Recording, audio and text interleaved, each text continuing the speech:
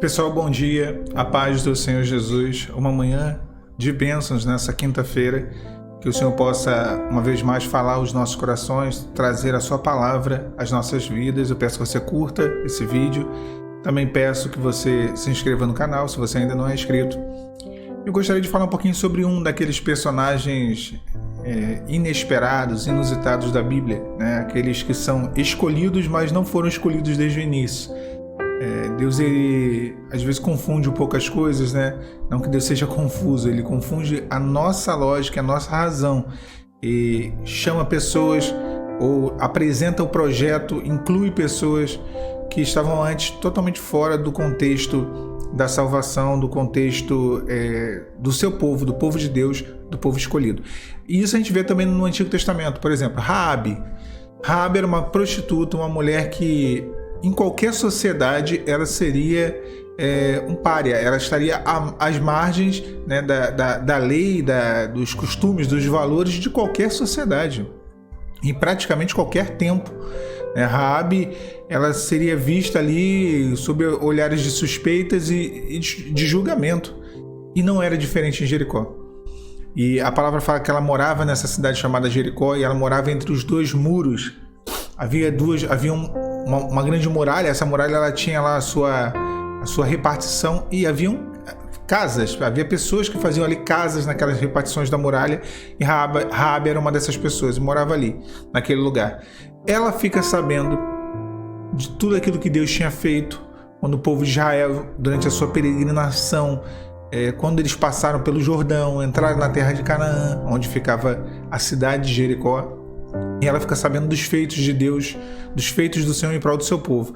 E aí, de repente, esse exército, esse povo que era o povo de Israel, que estava ali peregrinando, conquistando cidades, como um grande exército, ele é visto fora das muralhas de Jericó.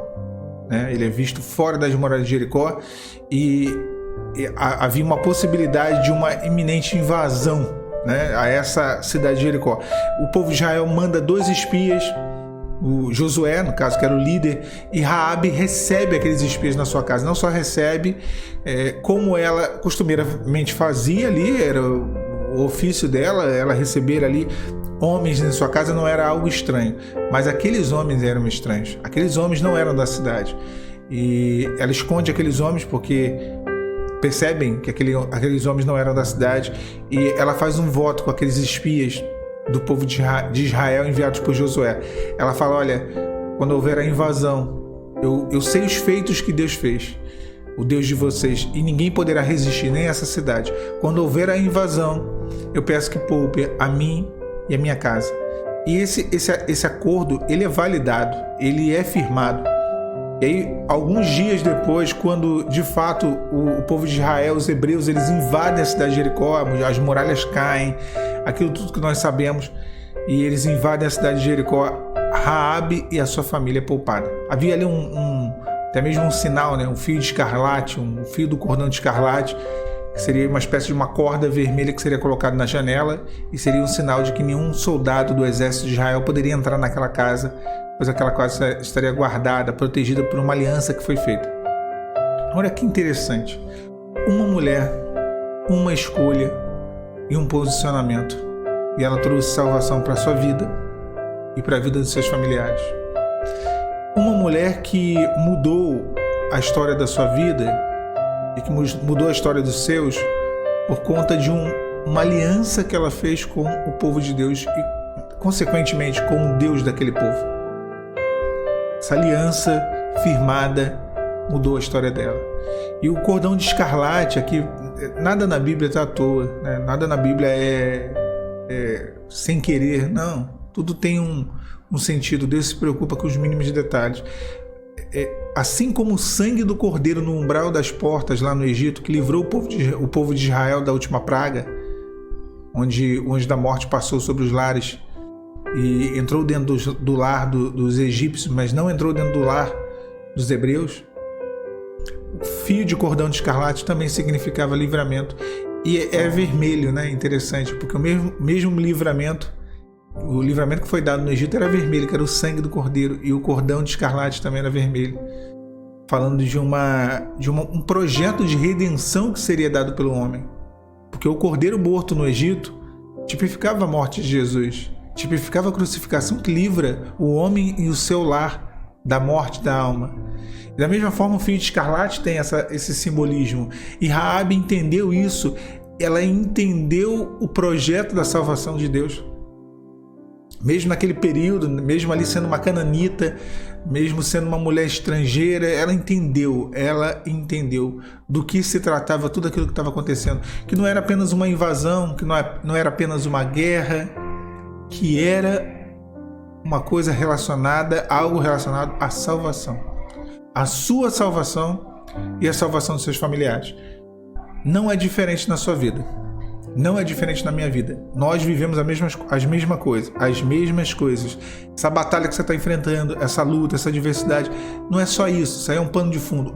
O maior e o principal assunto desse contexto todo é a salvação.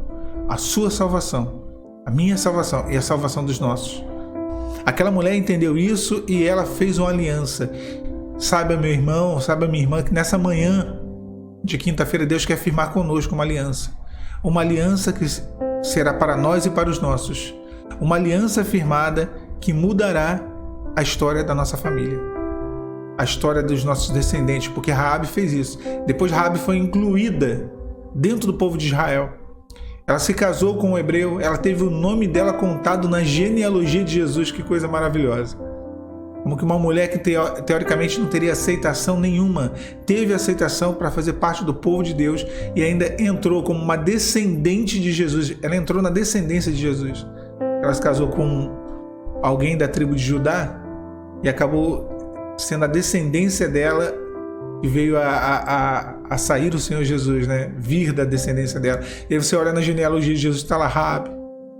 Olha como que a graça de Deus foi manifesta mesmo na vida daquela mulher, que não é diferente de nós. O pecado dela, embora exposto, é tão pecado quanto os nossos pecados.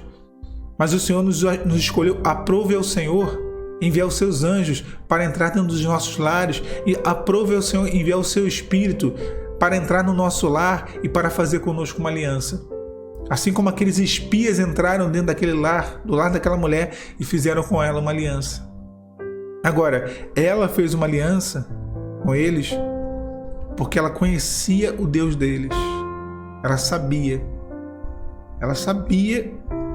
quem era, a quem eles na verdade serviam, e isso faz toda a diferença. Ninguém faz aliança com Deus se não tiver uma experiência com Ele, e Deus já te deu uma experiência. Na verdade, Deus já te deu inúmeras experiências, inúmeras constatações de que Ele é Deus na sua vida e de que só Ele pode mudar todos os cenários. Faça com Ele essa aliança. Firme com Ele esse pacto.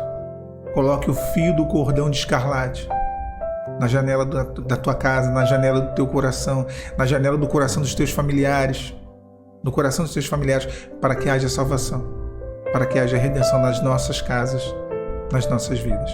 Que Deus te abençoe, meu irmão, minha irmã, nessa manhã de quinta-feira, nesse dia. A paz de Cristo.